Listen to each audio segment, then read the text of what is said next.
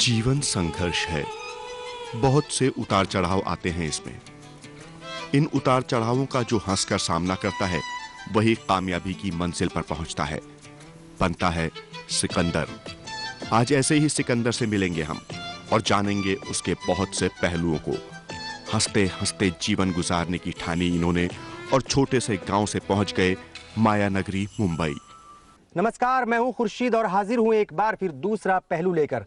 आज हमारे साथ होगा हंसी की दुनिया का वो सितारा जिसने हंसने हंसाने की अपनी आदत को अपना करियर बना लिया। कई फिल्मों में अपनी अदाकारी दिखाई तो कई रियलिटी शोज के जरिए हम सभी को गुदगुदाया। जी हां, आज हमारे साथ होंगी हंसी की दुनिया की वो शख्सियत जिसे आप ख्याली के नाम से जानते हैं। तो आइए जानते हैं इस हंसमुख की जिंदगी का दूसरा पहलू। ये हैं ख्याली राम साहरण।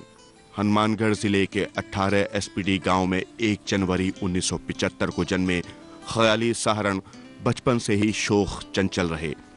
जीवन की शुरुआत से ही सबको हंसाते रहे। किसी बात पर कभी दिल भारी नहीं किया इन्होंने। स्कूल के दिनों से ही इन्होंने अभिनय शुरू कर दिया था।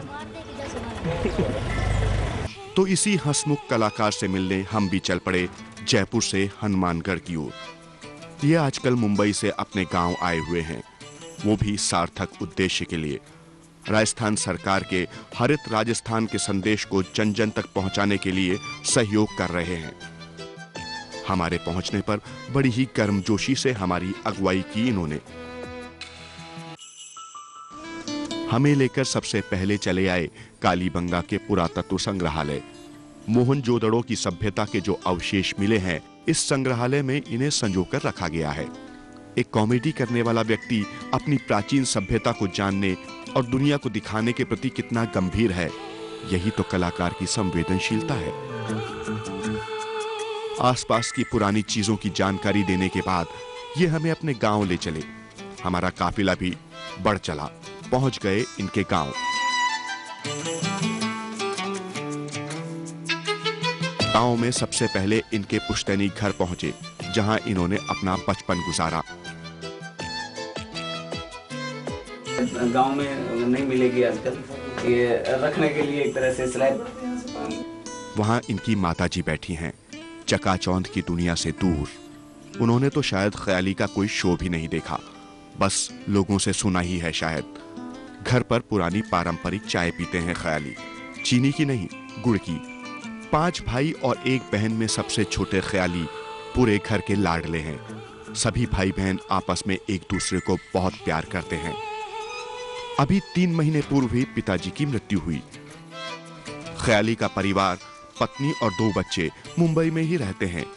बेटा तो इन्हीं को आदर्श मानकर अभिनय क्षेत्र में जाना चाहता है। मैं बड़े होके शाहरुख खान बनूंगा, हीरो बनूंगा।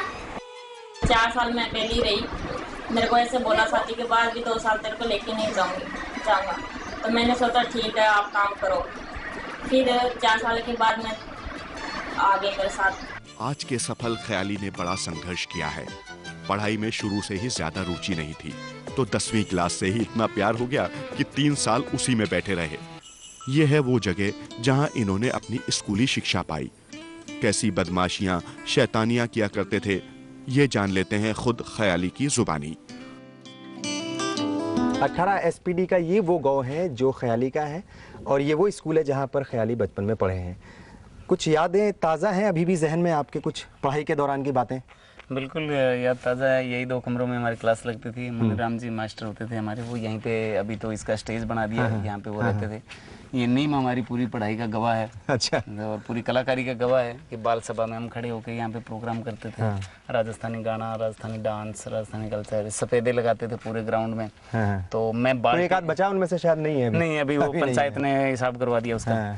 तो मैं क्या, बाल्टी जितना बड़ा तो होता ही था, बाल्टी लेके चल नहीं पाता था। तो मेरे को बोल रहे थे आ जा तू सुना को चुटकुला, तो मैं पूरे गांव की एक आइटम सुनाता था। तो क्या मतलब बचपन से चुटकुले सुनाने लग गए थे आप? हाँ, मैं 2री-3री क्लास से लगभग शुरू कर दिया था। अध्यापक के जरिए फिर आपकी पिटाई क्यों होती थी ज्यादा? वो पढ़ाई में ध्यान नहीं होता था। ध्यान ज्यादा। कितनी बार पिटते थे दिन में एक बार आप?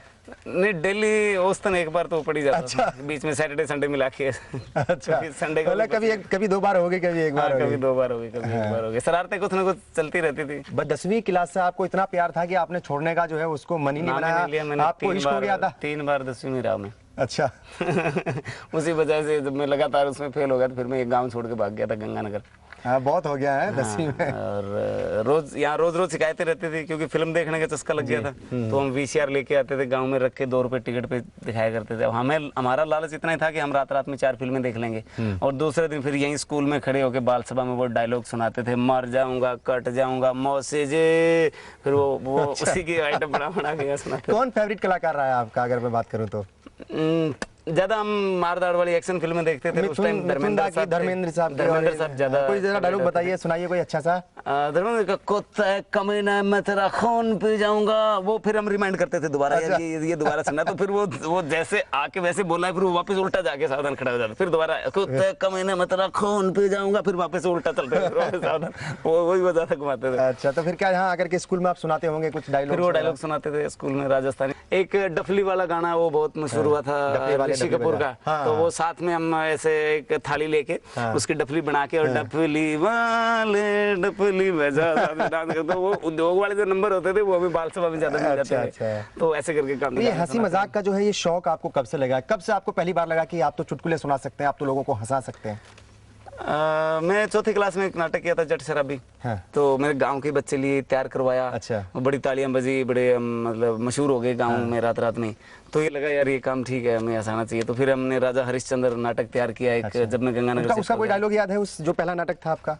एक तो वो थीम मेरे को याद है कि मैं शराबी बना था उसमें। हाँ। और हम फसल को संभाल नहीं पाते तो हमारा घर उजड़ जाता है, तो फिर वाइफ समझाती है कि शराब की वजह से ये हो गया वो हो गया, ऐसे करके। वो थीम तो ऐसी थी लेकिन डायलॉग उसका कोई याद नहीं है। कब पहली बार आपको कुछ पैसे मिले होंगे परफॉर्म करने के, जब आपने स्टेज के ऊपर परफॉर्म किया या फिर कहीं गांव के अंदर किसी पंचायत की तरफ से कोई प्रोग्राम रखा गया हो और आपको याद हो आपको जो है पहली बार मेहनताना मिला हो? नहीं, यहाँ नहीं। मेरे को पहली बार जब मेहनताना मिला था, मैं श्री गंगानगर में राष्ट्रीय कला मंदिर में मैंने 1 साल जब नाटक कर लिया था। तो दूसरे साल जब नाटक हमारा जयपुर जवाहर कला केंद्र के लिए सिलेक्ट हुआ तो हम वहाँ करने के लिए गए। तो वहाँ 5 रुपए टिकट रखी गई। अच्छा। हमारा नाटक देखने के लिए कोई आया तो हमें बड़ी खुशी हुई भी, चलो हम आज 5 रुपए के कलाकार हो गए। हमें देखने के लिए आ रहे हैं, 5 रुपए देके। कितने पैसे मिले थे आपको? तो उसमें हमें 225 रुपए मिले थे। बड़ी रकम थी एक। हाँ, 200 एक नाटक का 225 रुपए मिला था, प्लस किराया भाड़ा जो भी आने जाने का था। दूसरा पहलू में वक्त है एक छोटे से ब्रेक का। आज हमारे साथ हैं ख्याली, बहुत जल्द वापस आइएगा। ख्याली और मैं आपका इंतजार कर रहे हैं।